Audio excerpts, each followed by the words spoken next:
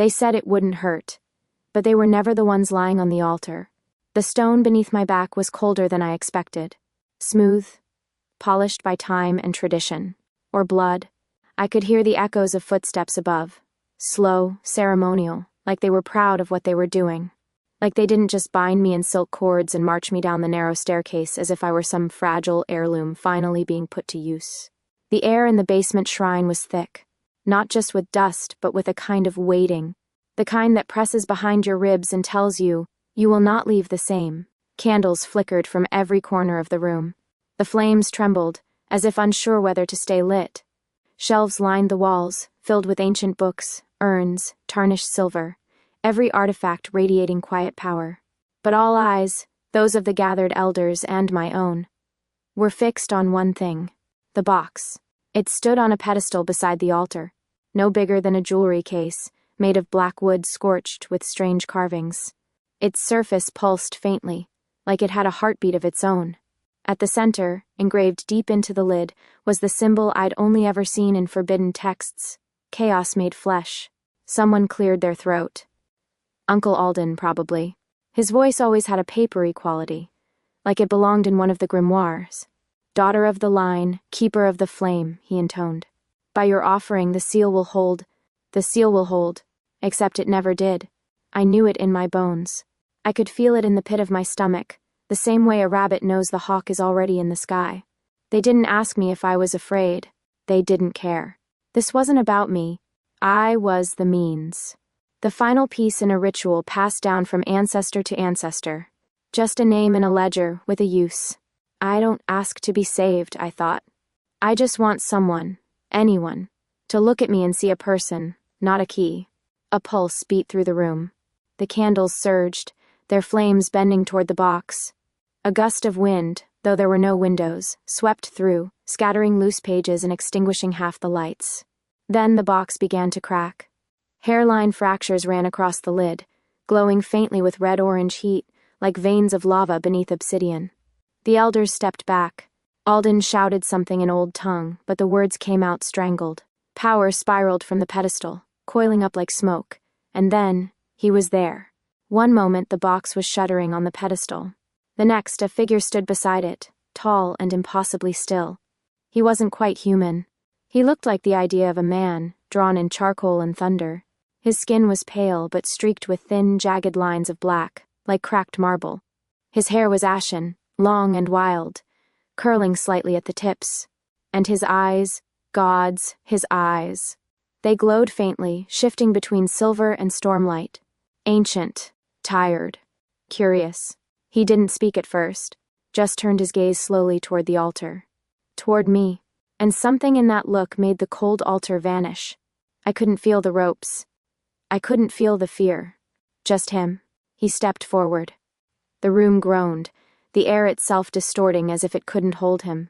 He didn't acknowledge the elders, didn't even glance their way. Just me. His voice, when it came, was low and deliberate, like the strike of flint against stone. They gave you to me, he said. I opened my mouth to speak. I don't know why. I had nothing to say. My lips moved anyway. His head tilted. Then he crouched beside the altar, eyes scanning my face, and said the words that would end my world.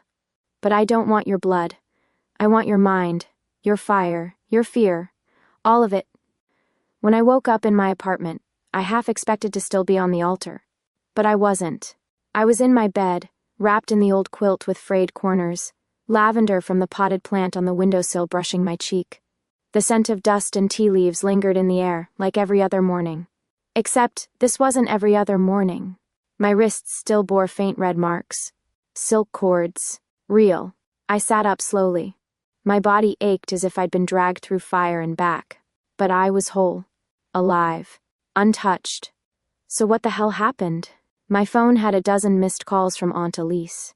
A few texts. One from Adrian. Are you okay? You haven't answered. I'm worried. Worried. That was rich, considering he hadn't said a word when they strapped me to an altar and left me for dead.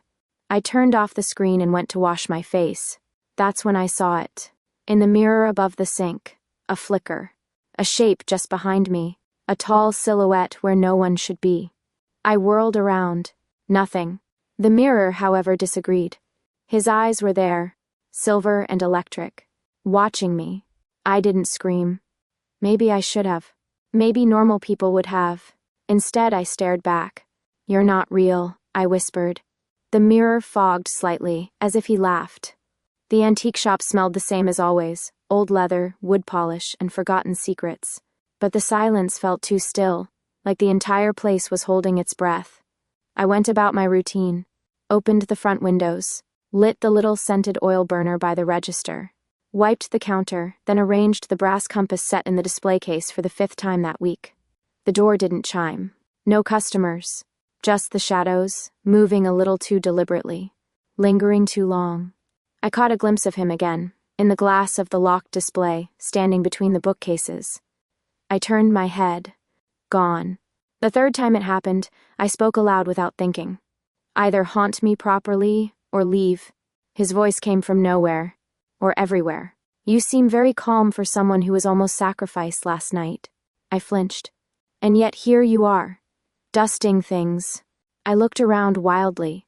"You're not real. You keep saying that." I huffed and turned my back to the shelves. "What do you want?" There was a pause. I felt it in my spine. Curiosity. "Something you seem to know a thing or two about." The first time he showed up physically, I nearly dropped a vase from 1873. One blink and he was there, between the history section and the grandfather clock, leaning against a bookshelf like he'd always belonged there. Kael. No longer just a shadow or reflection, but real. Too real. Same pale skin, cracked through with black veins like ink bleeding beneath the surface. His eyes gleamed in the dusty light, more amused than threatening. "You're not screaming," he noted. "I'm debating whether to hit you with that globe," I muttered. He smirked. "And here I thought you were the quiet type." He wandered through the shop, trailing his fingers along spines and glass cases. "You know," he said after a while, "this place reeks of fear." "It's a second-hand store," I replied flatly. "Everything here has been owned, broken, and left behind. You'd fit in." His smile widened. And damn me, part of me liked it. He didn't always talk. Sometimes he just existed in the corner of the room, watching, silent, like he was trying to puzzle something out, like me. When he did speak, it wasn't what I expected. "Why do you stay here?" he asked one afternoon, watching me rearrange a shelf of tarnished silver spoons. "This is my job." He raised an eyebrow. "So is dying for your family, apparently." I bit my lip. He stepped closer, voice quieter. "You weren't surprised. You were angry, but not surprised." "No," I admitted. "I wasn't." It was a Tuesday when the thief came in. Young guy, nervous energy, kept glancing at the case with the ceremonial dagger. Silver blade, jade handle, probably cursed, definitely expensive. I watched him circle the shop 3 times before I stepped out from behind the counter. "Can I help you?" He grabbed the dagger and ran. Or tried to. The front door slammed shut before he could reach it. He skidded to a halt, turning to see Kael, standing between him and escape, face unreadable. "Leave it," Kael said softly. The thief dropped the dagger and stumbled backward. The lights flickered. Shadows surged. And then he was gone. The door reopened. Kael turned to me, brushing dust from his sleeve. "I didn't do that for you," he said. "I just don't like people touching my things." I raised a brow. "Your things?" He looked at me, long and steady. "Yes." That night, as I closed the shop, locking the heavy oak door and flipping the sign to closed, he appeared again, just behind me, leaning against the frame like a memory that refused to fade. I didn't ask why he was still here. I didn't need to. He answered anyway. "They fear you now." I glanced at him. He wasn't smiling. "That's boring." He stepped closer. His voice dropped. "But you—" He reached out, and his fingers brushed my temple, light as air. "You're afraid of yourself." "That's much more interesting." I hadn't been back to the house in weeks. Not since the night they offered me like a gift no one wanted to wrap properly. But when I stepped onto the grounds again, it felt like nothing had changed. The same words shimmered faintly across the iron gates, humming low under my skin. The same gravel crunched beneath my boots, echoing down the long driveway like judgment. And the house. God's. The house. It looked like a mausoleum dressed in lace. 3 stories of stone and magic, with windows like watching eyes and ivy that never grew too far, trimmed to perfection by unseen hands. The door opened before I could knock. "Welcome home, Mara," Aunt Elise said, her smile too sharp, too smooth. It wasn't a home. It never had been. The library smelled like parchment and dusted arrogance. Books older than the town lined the walls, locked behind enchanted glass. My ancestors looked down from oil portraits, all wearing the same expression of self-importance. 6 members of the family council sat in a semicircle near the hearth, their chairs arranged like a courtroom. Aunt Elise gestured for me to sit. I didn't. Uncle Alden stood. The ritual failed. But the entity remains bound to you. Bound. Like he was a parasite. Like I was the one who had invited him in. "He hasn't harmed me," I said. "He hasn't done anything." "He hasn't left," Elise snapped. "That's worse." They talked over each other after that, words like containment, relocation, secondary channel, and then they said his name. Not Kael. No, they didn't know that one. They called him by his original designation, Sether Kael, aspect of ruin. The words cracked something inside me. He wasn't a possession. He wasn't a resource. He was complicated, terrifying, but more real than anyone in that room. "We believe," Uncle Alden said carefully, "that the bond can be shifted." "To whom?" I asked, already knowing. The door opened behind me. "Hello, Mara." Adrian. He looked exactly the same. Neatly combed hair, wrinkled button down like he forgot how to sit still. Brown eyes full of concern. God, I used to love those eyes. He stepped closer, hands awkwardly stuffed into his coat pockets. "I've been trying to reach you. You weren't answering. I was worried." "I'm fine," I said. He looked around the room, the tension clinging to the walls like frost. "Clearly." Elise smiled tightly. "Adrian has volunteered to help us stabilize the situation." I blinked. "You mean contain him?" "We mean protect you," Adrian said quickly. "From whatever this is. From him." I folded my arms. "You don't even know what he is." "I don't have to," he said. "I know you." "And you've changed?" Of course I had. Being nearly sacrificed and adopted by a demon will do that to a girl. He stepped closer. "Come with me, just for a few days, somewhere quiet. Somewhere normal." I opened my mouth to answer, and heard Kael's voice inside my head, dry and unimpressed. "Normal?" He would crumble in a day inside your head, too noisy, too honest. It would break him. I flinched. Adrian noticed. "Mara?" "I can't," I said quickly. "Not now." He looked hurt but nodded. "Okay, I'll wait." That was the problem. He always waited, but never listened. Back at the shop, Kael was lounging on top of the display case, legs stretched out, arms behind his head like he owned the place. He probably thought he did. "You met with the coven of the self-righteous," he said without looking up. "They're family. They're users," he corrected. "They'd feed you to a volcano if it hummed with enough power." I threw my coat over the counter. "They think they can move you into someone else." His smile didn't quite reach his eyes. "Oh, I'm flattered. Who's the lucky vessel?" I hesitated. He sat up, attention sharpening. "Who?" "Adrian." Kael's expression darkened. "The librarian boy?" He scoffed. "With a drooping posture and desperate heart?" "He's not desperate." "Oh, please." "He looks at you like a starving man stares at bread. He's too polite to touch." I glared. "At least he doesn't threaten to unravel reality every time he gets annoyed."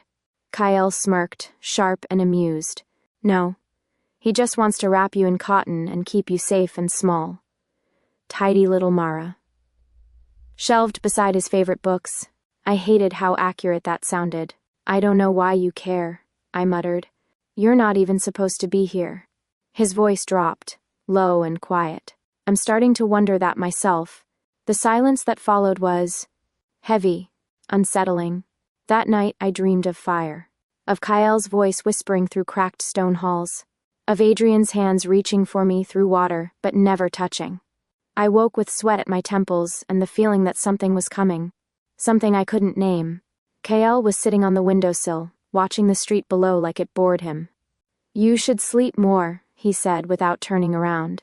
"I'd sleep better if you didn't talk in my dreams." He looked back, and for the first time, he didn't smile. "You let me in." It started with a draft. Cold air drifted from the back storage room, a place I rarely entered unless something needed dusting or hiding. The door was half open, even though I was sure I'd locked it that morning. I hesitated at the threshold. The light switch flickered, then steadied, casting a soft yellow glow over stacks of wooden crates, moth-eaten blankets, and the unmistakable scent of old magic. And in the far corner, behind a leaning bookshelf, I saw it. A mirror. Tall, narrow, framed in tarnished silver that curled like vines. Its surface cracked from top to bottom, splintered like a spider's web, but still intact enough to reflect the shape of the room. And me. I didn't remember ever seeing it before. And yet, it felt familiar. Drawn by something I couldn't name, I stepped closer. The air grew heavier with each footfall. The mirror seemed to pulse faintly, the cracks glowing faintly red, like veins under translucent skin. I reached out. Fingertips met glass.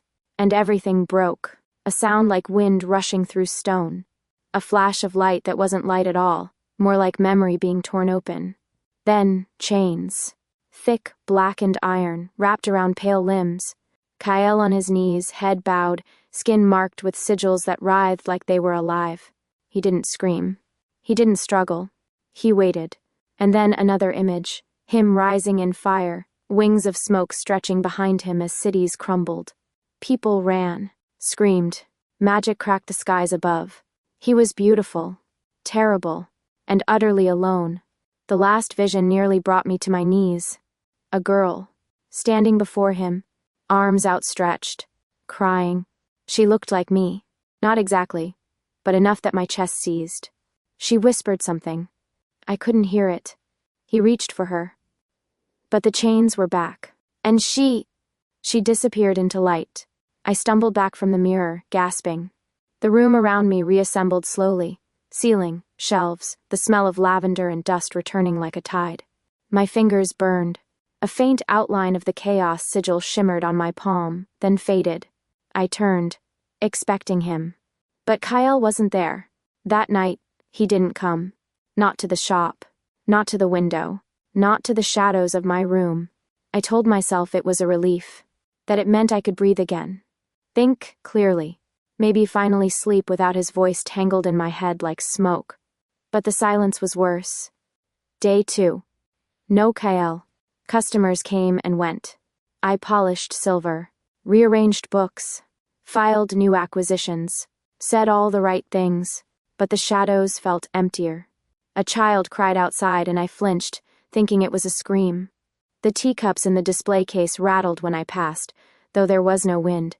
I found myself glancing toward corners that had once held him. Now they held nothing. Day 3. Adrian came by. He brought tea, jasmine and honey. My favorite. The kind Kael used to tease me for drinking. You look tired, Adrian said gently, sitting across from me at the back table. I'm fine. You're not. He leaned forward. Mara, I know this whole thing with your family, what they did, it wasn't right. But whatever you think that demon was, whatever connection you think you had, it's not real. It's residue. A trauma bond. I looked at the steam rising from my cup. He's not coming back, he added softly. And for the first time, I felt the truth in that. Kael had left me. Not disappeared. Left. The air felt too still. Too clean. No flickering lights. No breath on the back of my neck. No mocking voice commenting on my book choices. Just me. And the realization that I had come to rely on a monster's presence more than anyone else's. I wasn't afraid of him anymore. I was afraid of what his absence meant. On the 4th morning, I found the cracked mirror gone. The door to the back room was sealed shut. The key wouldn't fit the lock. No one else had a copy. But the sigil on my palm flickered once more, just enough to remind me what I saw was real. So was he. You let me in, he'd said. And now I had to live with what that meant. With or without him. They found him while I slept. I don't know how. I don't know where. All I know is that I woke with a tearing pain in my chest, like something vital had been ripped from me. And silence. No whisper in my mind. no pulse of chaotic warmth behind my thoughts. Kael was gone. They brought me to the ritual grounds at dusk. The old clearing beyond the estate was bordered by jagged stones, each carved with the sigil of a bloodline. The air was thick with tension, like even the grass held its breath. At the center stood a stone platform. On it, Kael. He was on his knees, bound by chains of silver etched with glyphs that shimmered under the setting sun. An urn, glowing faintly, hovered just inches from his chest. It pulsed with each shallow breath he took, draining something from him, something not entirely physical. He looked smaller. No wings, no fire, just a man with smoke in his veins and darkness behind his eyes. And yet when he looked at me, I felt everything ignite again. "Mara," Adrian whispered, stepping beside me. "It's okay, we have him. You're safe now." I tore my gaze from Kael. "How did you do it?" "We didn't." "He didn't fight." The words sliced deeper than any blade. Kael didn't resist. He let them take him. I moved forward, ignoring the hands that tried to stop me. The sigils in the stones hissed as I stepped into the circle. The urn's light brightened, warning me. He lifted his head just barely. His eyes met mine, and even now, chained and fading, he smirked. Took them long enough. They brought me into a side chamber afterward. Stone walls, cold torches, a ceremonial table covered in scrolls and relics. My family formed a half circle again. Aunt Elise stood at the head. "We can complete the ritual," she said, calm and practiced. "Seal him. For good this time." I didn't answer. Adrian sat beside me, his voice gentle. "You don't have to be afraid anymore. He won't whisper in your mind. He won't control your thoughts." "He never did," I murmured. Adrian looked at me, startled. Elise frowned. "You've spent too long near him. He's infected your perception. That's how they work. They find your cracks and fill them." I rose slowly. What if those cracks were already there? The silence was sharp. "You don't understand what you're saying," Elise warned. "No. I think I finally do." They tried again. Tried to offer me a life free of him. Tried to promise healing, structure, normalcy. But the thing is, I wasn't broken the night Kael appeared. I was broken long before that. He just saw it, and didn't flinch. I went back to the ritual site alone. The chains glowed faintly in the dark, humming with containment magic. The urn still hovered, draining, sealing, twisting. Kael didn't move, but he spoke when I knelt beside him. "So, they sent you to say goodbye?" I shook my head. He exhaled a sound that wasn't quite a laugh. "Didn't think so." He was pale. His usual crackling energy dimmed, like a fire on the verge of collapse. "I saw what was in your head," I said softly. "The mirror. The girl." His eyes flickered open. "That wasn't meant for you." "Then why show me?" "Because I don't know how to stop showing you," he said. "You get in. You see too much." I swallowed. "I didn't want you gone. You needed space." "No," I said. "I needed the truth." He chuckled bitterly. "And you got it." "I am what they say. I destroy. That's all I was ever made for." I leaned closer. "No. That's what they used you for." He looked at me like he didn't dare believe it. The chains shuddered. The urn hissed.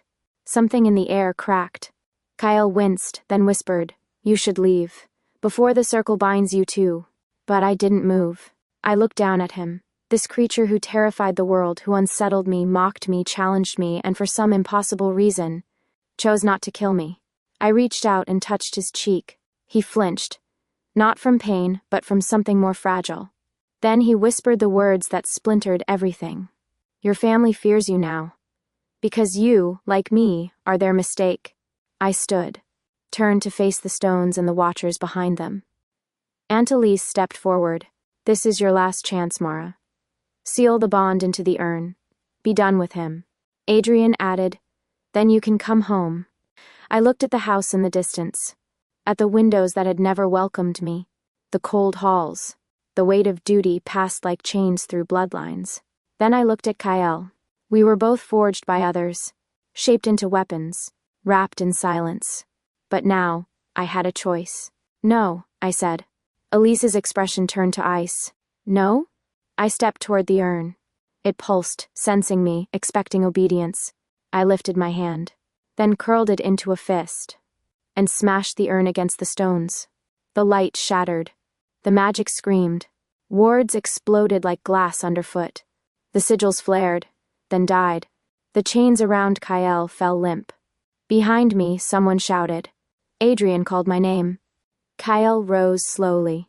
No fire, no wings, just himself. He stepped to my side and didn't speak. He didn't have to. I had chosen, not him, not them, me. The shards of the urn still glowed on the grass, flickering like dying stars. Around us, silence fell, shocked, heavy, disbelieving. Magic cracked at the edges of the circle and then vanished, like breath held too long finally exhaled. No one moved. Kael stood beside me, quiet. No chains, no threats, no fire. Just stillness. Just a man no one understood. Including me. Adrian's voice broke the silence. What have you done? I turned slowly. His face was pale. Hurt. Scared. Like I had struck him somewhere deeper than bone. You don't understand what he is, he said. I understand enough. He took a step toward me, hands out. Pleading. He got inside your head. He twisted things. You used to know who you were. I looked at him. This boy I had once imagined a future with. Kind, loyal, careful. But never brave enough to see me clearly. You love someone who never existed, I said softly. You wanted me quiet, small, safe. You wanted me to be grateful. His jaw clenched. And what is he? The better choice? Kael let out a sound, something like a dry chuckle, laced with exhaustion. I glanced at him. He never asked me to be anyone else. We ran. Not because anyone chased us, yet, but because the air behind us felt too thick to breathe. Through the trees, past the stone fences, down the sloping field where I once picked flowers as a child, before I knew they were meant for offerings. By the time we reached the road, my legs burned and my lungs ached, but I didn't stop. Neither did he. We didn't speak. Not until the lights of the station came into view, dim, flickering neon and the low hum of vending machines, like something out of a dream you only half remember. The platform was nearly empty. An old man snored on a bench beneath a poster for a missing cat. A vending machine whirred behind us, its contents glowing faintly under plastic glare. We sat on a bench in silence, both of us catching our breath, not from the run, but from everything else. The weight of choice. Kael stared down at his hands, flexing them slowly like he wasn't used to them being free.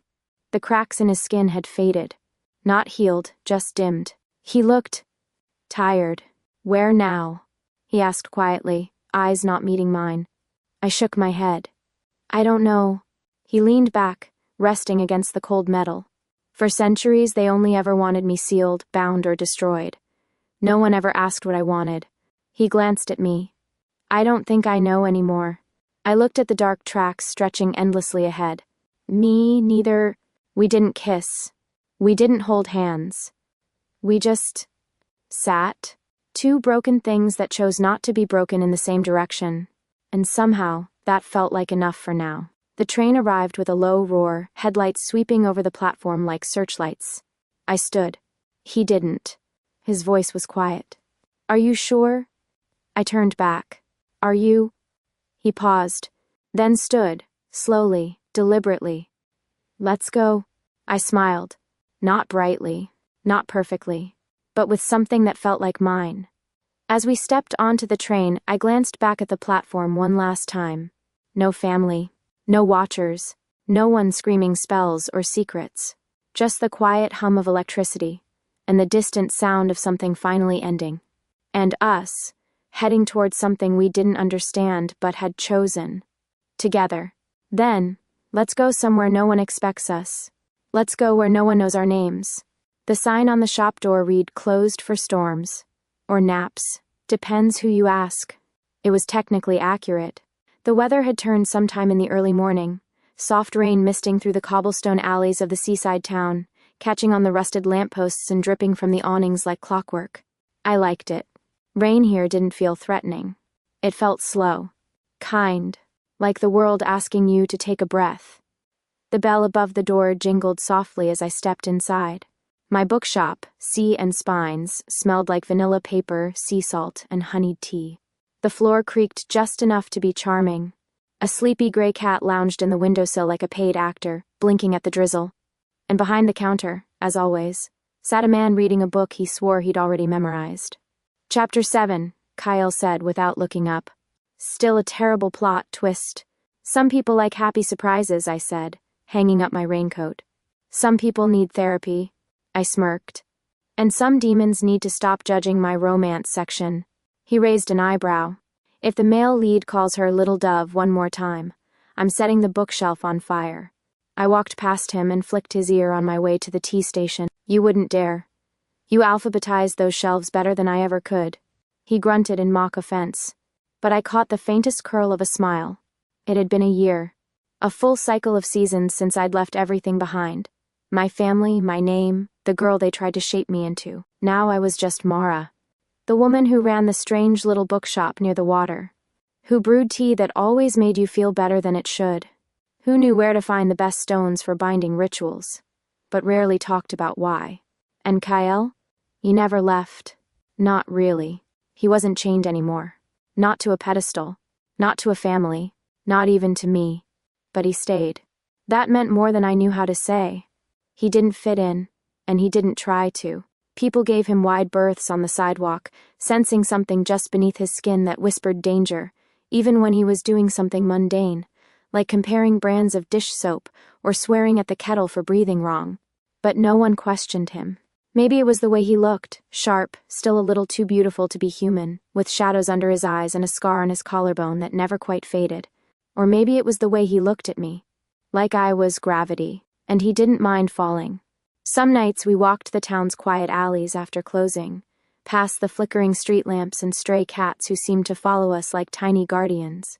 I'd tell him about the customers that day, how Mrs. DeLuca cried over a forgotten poem in a used paperback, or how a little boy swore the antique map in the back room was whispering to him.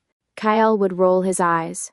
And then, hours later, I'd find him staring at that same map, fingers barely grazing the ink. Magic never really left us. It hummed beneath the floorboards and flickered in the corner of mirrors. Some people felt it, though they didn't have the words.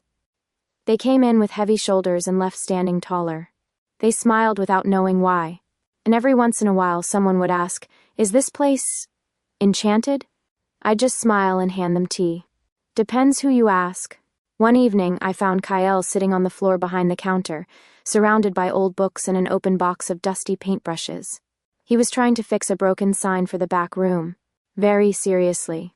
Very poorly. "You've got paint on your nose," I said, crouching beside him. He wiped it off with his sleeve, then looked at me. There was something softer in his expression. Hesitant. Not fear. Not shame. Just uncertainty. "I was made to destroy," he said quietly. "That's what they built me for. Bound me for. Worshipped me for." I didn't answer right away. He looked down again. "But I want to build. I just don't know how." I reached out, brushing a smear of blue from his jaw. "Neither do I whispered. "But we can learn." We didn't have a name for what we were. He wasn't my boyfriend, my partner, my anything so small. He was Kael, the chaos that didn't consume me, the storm that chose stillness. And I was Mara, the girl who once laid on an altar, and now ran a bookstore no one could quite explain. We were strange, quiet, ours. That night, I lit the little lantern in the shop window and curled up on the couch with my journal. The cat nestled behind my knees. The rain still fell, gentle as breath. Kael sat beside me, flipping through a book on architecture. "Are you annotating that?" I asked. "No. You're absolutely annotating it." He shrugged. If the buildings didn't want criticism, they should have had better structural choices.